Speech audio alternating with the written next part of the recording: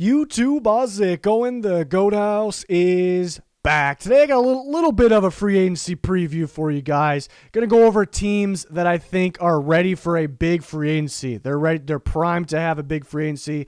You know, they have the ability to go out and get some new talent. I'm going to go over the same thing, but for teams that are probably ready to have a quiet free agency, why they'll have a quiet free agency, and then I'm going to go over teams that absolutely must have a big free agency. No excuses. Got to go in. It's a fail if you don't. So we're going to break that all down. Quite a few teams to go over here for each of those categories. So excited to break it down. Like, subscribe, turn notifications on. Full NFL content here, coverage here. We got free agency coverage. We're grading every signing. Draft content, everything. We got you. So join us for that. Be much appreciated. Follow our Twitter. Link down below. Breaking news on there. News, rumors, thoughts. Always talk with you guys. Everything. Again, important links pinned in the comments section.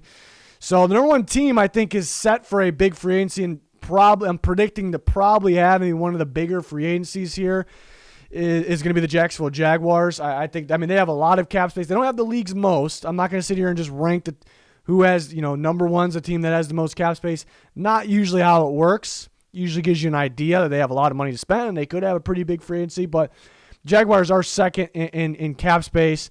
But key thing that people forget to look at is they have loads of future cap space. So, because remember, when you sign a guy to whether it's a 2, 3, 4, 5 year deal, future plays a part of those, obviously, and right now. So that definitely helps a lot. And they got a new staff. The new staff wants specific players always.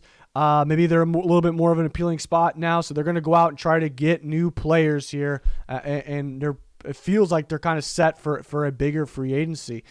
Ranked number 2 in this category, I'm going to go with the Dolphins, who have the league's most cap space, projected $62 million, possibly more after cuts, and they have plenty of future cap space. The only difference between the Jags and the Dolphins, the Jags have more future cap space lined up, ready to roll, than the Dolphins. The Dolphins have a little bit more today, right now for this year. And they got a new staff, maybe an appealing spot that you kind of just need offense. That's kind of the thing, too. How crazy of a free agency will they have? Will they focus at all on defense? Is it just going to be some offensive players? But still, I think they have a shot to go pretty big here. So they're a team to watch, to go big. And then number 3, I'm going to rank the Chargers. A good amount of cap space. A pretty good team to have that much cap space, $56 million in cap. A pretty appealing landing spot. What they're building over there, where they can go. They could potentially contend. They're trying to win right now. That they're trying to win right now, so that is a reason for them to go big and why maybe they're likely to go big, and it also makes it an appealing landing spot. So I'm going to go Chargers, and they should have a pretty good free agency. And talk about some more teams here also set for big free agency. The Jets have a lot of cap space. You see $48 million. I think they'll address. I think it's actually a little bit more of an appealing spot than what people would say. I'm not saying it's this mega appealing spot, but I think more appealing than you think, I'd say for sure, than most think. Could use some things all over the place, have some cap space. I just get the feeling they don't want to continue to be this new staff. They don't want to continue to be the Jets anymore. Let's turn this thing around now. We're not waiting no more. Now is the time. So I think they're right there next to that top 3, ready to go now. The Bengals have a lot of cap space. They're like they're maybe the most appealing spot they are the most appealing spot with that also has the cap space. Why maybe they weren't in the top 3 is because I do think they're going to focus on kind of getting some of their own guys back and focusing on offensive line, which is a big free agency. If they get multiple big-time offensive linemen, it's a very big free agency why they're on here. But, maybe they won't be focused across the board on everything, which is okay for them. Got to go in on the offensive linemen. Steelers I'd put in here. It's a little bit of a step down for $28 million. $28 million is still a decent amount of money, but they also have loads of future cap. I think, Mike Tomlin landing spot, I think is a pretty appealing landing spot. They have areas where they're going to attack. They're going to get offensive linemen. They're looking for quarterback. They're going to look for corners, maybe linebackers. So I think there's a shot that they can go big as well. And some other teams that are kind of in this category, but a little bit of a question mark. Denver, who has a pretty good amount of cap space and $38 million, possibly could add more. And why they're kind of, so that's a good reason for them to go in, new coaching staff, another reason for them to go ham in free agency. But why are they more of maybe a question mark? Are they very much focused on quarterback, getting their linebackers back, get some of their own guys back, and then focus on quarterback. And if they go big for a quarterback or a pricey quarterback, that maybe takes up a big portion of their free agency. So maybe they don't go too crazy free agency wise. It's why it's a question. It's a little bit of a question mark here. So I guess it depends on which quarterback they get, and they got a pretty good roster. So it's not like they don't have to go too crazy all over the place. And then Seattle's on the question mark because they usually, for some reason, Seattle and Indianapolis are in the same boat. Whenever these teams have cap space, and it's the Colts more than the Seahawks, you usually always have cap space. Whenever these two teams have cap space, they sit back and put their feet up and let everyone else go to work, and it kind of drives me nuts a little bit. So I'm kind of thinking now's the time. Seattle knows, they got to appeal to Russ. They want to win now. They got to go in. They got to make this championship contender now. They have cap space. The Colts, I'd be predicting to stay dead quiet again because that's what they do. But the way Jim Irsay has been talking, it's just kind of no more sitting back and watching everyone else go to work, and we got to get better. We got to want to get better. That's what I like to hear from an owner because they kind of been afraid to get better in the past, and he knows that. He's going to step up here, take some control. So they should do They should go a little bit bigger, but are they so focused on the quarterback position? What do we do with Wentz? Who can we find for quarterback that they can't really go crazy because free agency just happens. Everything just happens all of a sudden. So you're scrambling. It's wild. So a little bit of a question mark. And then Washington, good cap space. They don't have a lot of needs, though. It's just focus on quarterback position. I don't know if they'll go too wild at adding all these new players. So that's why it's a little bit of a question mark there. There's other teams you can argue. But now on the teams that will be, expect them to be quiet. The Saints, who have the league's least cap space, negative 75. That looks insane. It looks like no, because you have to get to zero by a certain date every year. People may say there's no way they can do that unless they completely destroy the roster. I'd say that's not the case. They will clear the 75 or so ballpark, million. The roster the roster will probably look a little worse, but they got a lot of restructurable contracts. I don't love restructuring contracts, but they got a lot to work with there. They could push some money around, cut some players that won't affect the team a whole lot. So they'll clear some space. They'll get back down to zero. They even may tag Marcus Williams again. They may get Jameis Winston back again, and maybe like last year's free agency where, hey, they were able to make moves to keep guys back, but are they going to be able to go to get down to zero and then clear like 10 to 20 to 30 more? It might be a little tough, to make, they'll make moves, but make major moves. It's going to be a little quiet, What won't be quiet, again, they'll bring in they'll get their own back. I don't really consider that a busy free agency, though. So it's just tough to work with there.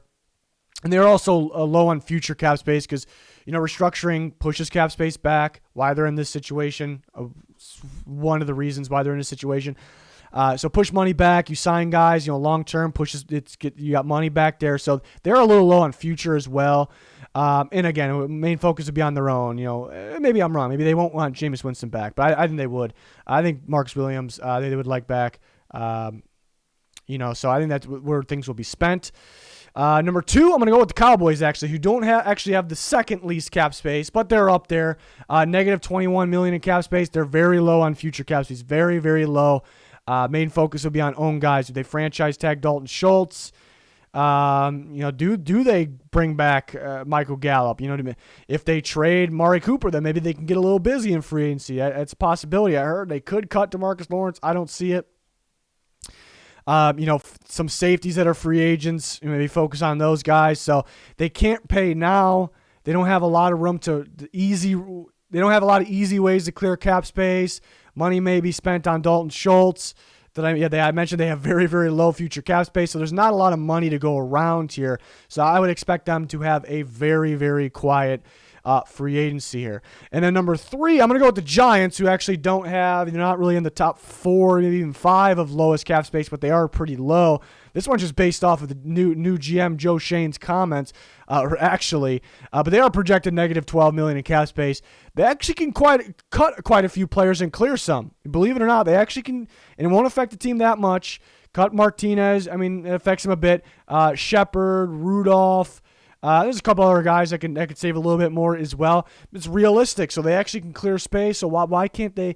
They can get positive way easier. So why won't they go too big? We hear Joe Shane talk, their GM, and he wants and he mentions he doesn't want to really. I forgot the word he used, but just blossom this roster to break it up big time. And he's mainly talking about the key players. Mainly where he was hinting at. I don't want to trade away these key players. I don't want to cut these major players. The guys that would have tremendous cap savings. Yes, it's tremendous cap savings, but we want these players. We want to see Daniel Jones go to work with these players. So we're going to cut, maybe a couple major, Blake Martinez would probably be a big one that they cut. Maybe Shepard, maybe that's kind of a bigger one. But not a lot of guys to trade. And he also mentioned he's not really a big fan of restructuring. Either am I. There's some cases where I'm okay with it. There's very restructurable contracts. So looking at all of that, he doesn't want to clear space that way. He's going to clear space with some easy cuts. And he also mentioned he wants to clear a lot of cap space to hold for the draft. They have 2 early first round picks, which is great, but it's a lot of cap space, when you total up their draft picks. So he almost hinted at that this could be a quiet free agency, and I'm okay with that for the Giants. You just can't really expect too much here. And talking about some of these other teams, the Rams will probably be next. I think they'll be busy on their own. I think Odell, Von Miller, some offensive linemen, some of those guys there. So it actually, if you look at it that way, maybe not super quiet. I'm kind of looking at adding players, bringing new talent in. They're focused on their own. They're focused on clearing that negative $21 million. So not too much room. The reason they're not in the top 3 is because they are going to be pretty active on their own, and they have some ways to clear space. You actually could. There's some restructurable contracts, but you could extend Matt Stafford and clear a decent amount of cap space. The Packers might actually surprise people. Maybe a little bold that they're still down here, that they'll probably have a quiet free agency. So don't get me wrong here, but maybe surprise people that they're not in the top 3 when they have a whopping negative $51 million, which is the second worst situation in the league. So and again, I'm still saying they'll be a little quiet here. But why? Well, it's actually probably the future cap space, because unlike a lot of these other teams, they actually have decent, nothing crazy. Actually, next year, it's a pretty good amount next year, but future cap space, they actually have a decent amount open. So what that means is you have ability to, you can take Devonta Adams, or you can tag him, you can extend him, backload it, stash the money there. You're still going to have money in the future. Aaron Rodgers, extend him, take some of the money from now. If you end up keeping him, push it back. We still got money in the future. We didn't affect this year, really. They're going to cut guys as well, and they can restructure. What does restructure do? You save now, you pay later. They have not loads, but they have good amount of cap space in the future. So they can backload everything, clear everything to try to win right now, and they may be able to make some moves. Again, it would still be on the quiet side, but I wouldn't rank them based off where they're sitting in the cap space for that reason. The Bills, negative $5 million. That front office, I don't think is a real big fan of restructuring a lot, clearing a lot of money. They may make some cuts. I think they'll be focused on bringing back some of their own guys. They got quite a few free agents in there, a couple key interior defensive linemen. They got a really good roster, arguably the best in football too, so I don't think they're too worried about, and I always want teams to get better. I don't want them to stay the same, but they're not too worried, and understandable, I suppose, on getting too crazy in free agency. And the question mark teams, I go the Vikings, negative $16 million. So at first glance, you think, yeah, for sure they're going to be quiet. And I do think they'll be on the quiet side. But Kirk Cousins, if you restructure his contract, whether it's an extension or not, if you restructure his contract, you actually save quite a bit of money with that, enough to be able to do a little bit in free agency. And then you bring in Danielle Hunter, who also you have to, it's not like you're forcing restructures. You have to address these contracts anyways. Kirk Cousins, Danielle Hunter, and then one or the other could actually get them positive cap space very easily. You combine both of them, they actually might have a decent amount of cap space. I still don't expect them to be too crazy, but that would be the reason why it's kind of a question mark here. Tennessee, negative $8, not ideal, not as bad as a lot of some other situations, but they have some restructurable contracts. They can cut some guys. They can clear a lot of money, so they may be able to clear a little bit here. And the Falcons, negative $7 million. Don't have a ton of ways to clear money. They have some, but they have a lot of future cap space. I wouldn't say a lot next year, but a decent amount. The year after, projected league's most, actually. So the guys you sign, you can backload it. The guys you can restructure, yeah, push that back there. So they actually could be a little bit busier than people think.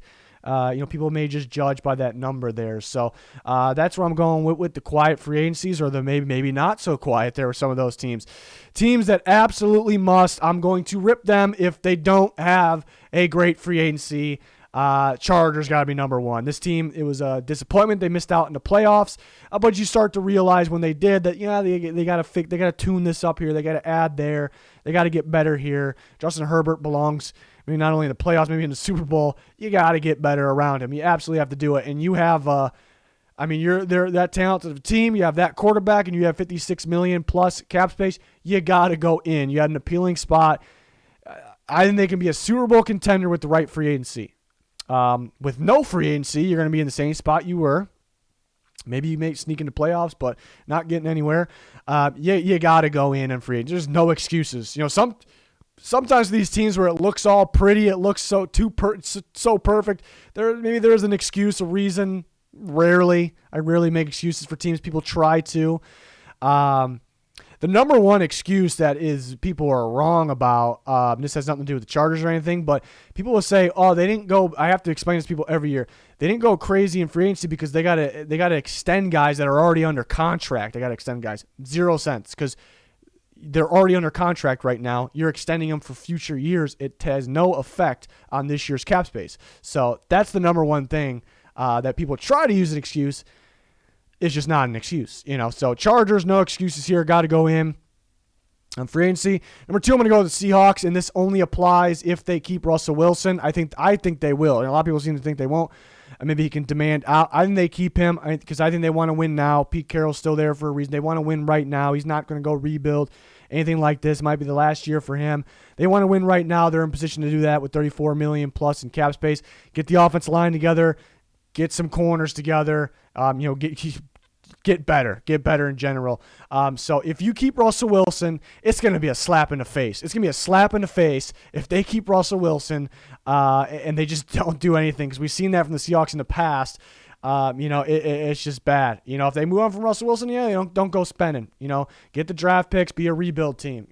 If they trade, I don't think that's the case though. So it's just, why not? If you keep Russell Wilson, so it just wouldn't make any sense. It would be contradicting. It'd be contradicting if they kept, hey, we want to keep Russell Wilson, we're going to win right now. We're not going to do anything in free agency. We don't have a first round pick. We don't want to do anything. It might be a Seahawks move, to be honest, but. Not a Seahawks fan, but I get mad for teams sometimes. I'm a fan for teams. And then number three, I'm gonna go with the Jets. And this first one here, you see, I had to put the word like in red for those dinguses that skim through the video and then complain right away. Relax, okay? The Jets can take a Bengals-like leap. They're not going to the Super Bowl. I really think they can take a Bengals-like leap with a great free agency. They have the cap space. I think they're a more appealing spot than people think. They got a good coaching staff. I think this team is about to break through. I love the play calling. I love the playbook. Wilson's got upside. They got some talent there. They got to continue building that offense. Defensively, I think they're going to be a good defense. They got to continue building. They got to get some guys, but I think that Salah defense, I think it's going to be stout. I think it's going to be real good. If you get the pieces, finish the offensive line, get another receiver, get a corner and a linebacker, you're looking pretty good. The Jets are pretty sneaky. They're a little sneaky. Could be a sneaky playoff team, so they got to do it. And another big reason is you can't just rely on development, stay put, and just let Wilson deal. Let him deal with the situation. It's not going to help him. The more you want to raise that confidence, obviously, because the less confidence he has, the less we feel about his future, less his future is going to be, I suppose. So get him the best help you can get here. Jets got to do it. Jets got to do it there. And then the other teams, the Bengals must go all in on O-line. So maybe why they're not top three is because they don't really need to go all, crazy all over the place. It's just really the offensive line, which is way easier said than done. Teams have been trying to get offensive line for years and years. Somehow the Chiefs pulled it off one off season. So hopefully the Bengals can do the same. But they gotta go big in free agency. That's why they're on here. But it's just really on the offensive line here. The Jaguars, it's kind of the same thing I was talking about Wilson for the Jets. You got to make sure you got to build around T-Law. You got to play better. He's got to play better this year. You got to build around him to do that. Got to get receivers. So they got future. They got a lot of future. So it's not like it's the complete end of the world if they don't go crazy. But I still really want them to. Dolphins, yeah, you got to build around Tua. You have a lot of cap space. You got an appealing spot, so it's really no excuses. You want to build a McDaniel type offense there. But the reason maybe why they're not top 3 is, you already have a defense. It just really go on offense. You have to go you don't absolutely have to go crazy, but you still want them to go big. And the Raiders, I think they have the ability to build a contender. They got a good coaching staff in there now. You got Derek Carr. You got some star players here and there, but you need. Maybe you need to polish up that offensive line, but you need a big-time number 1 outside receiver. You need defensive linemen because Patrick Graham's a really good defensive coach. I really like Patrick Graham, but you need the players. You need a defensive front, and with the 3-man defensive front because you have the edge rushers with Crosby and Ngakoue already, but you need that 3-man front, and you need corners. So the Raiders, for a pretty good team, they have some pretty big needs. If they fill those big needs, you can contend. And also, I have to add that they're playing in the AFC West. You have to be able to contend. You have to basically build a Super Bowl contender to contend in your division there. So they have to go in. Steelers, because they want to stay winning. So they got to add at quarterback. They got to add at offensive line. They got to add at corner, maybe linebacker. And they have future cap space to work with. So you got money to spend. You can do it. They do have a lot of future cap, so it's not at the end of the world. We can revisit next year, year after possibly. So it's kind of an honorable mention here. The Bears, you want to, same for kind of like the Jaguars. You want to build around Fields and make him play better. You want to get another number 1 receiver. You want to get offensive linemen. They're changing defensive schemes, so it adjusts things there. You want to add some defense. So they do have to go kind of big. I'm kind of feeling the Bears should be gearing towards rebuild though. So do they absolutely have to just make this a contender roster right now? No. So that's why they're kind of an honorable mention. But you want to get Justin Fields that help. The Colts. The Colts are just tricky. Will they finally go big in free agency? Will they be too focused on quarterback position? I think they got a pretty good roster already. But they do got, for a change, got to get some stud free agents. They still got to go in and do that. And the Browns, they want to get back on track. You want to build. I think they have potential. I actually think the Browns have potential to build an elite defense. If you add a stud inside linebacker, you add a stud defensive tackle. I think that just might do it. Actually, I think the rest of it's ready to break out, and it's already good. And then you want to, and I don't know if you're going to go find a quarterback. I think you just want Baker to play better. You just need some receivers for him. So I just get back on track. So that's why the Browns are up here. There's other teams. Washington has a lot of cap space, but to me, they just need a quarterback. So that's why I didn't put them on this list. And there's other teams we can debate in the comments. We're always talking on Twitter, but these are the teams that I really felt fit these categories. So a little bit of a preview, what I expect, what to expect, who's going to disappoint, who's going to impress, kind of gives you an idea beforehand here. Free agency right around the corner. We have you covered fully with it, with all kinds of content out right now. More to come. We grade every single signing as they happen here on the channel, and constant news and talk on our Twitter. Like, subscribe, turn notifications on. Again, follow that Twitter. There's important links pinned in the comments section. That's going to do it for this one, though. Thanks for watching. Goodbye.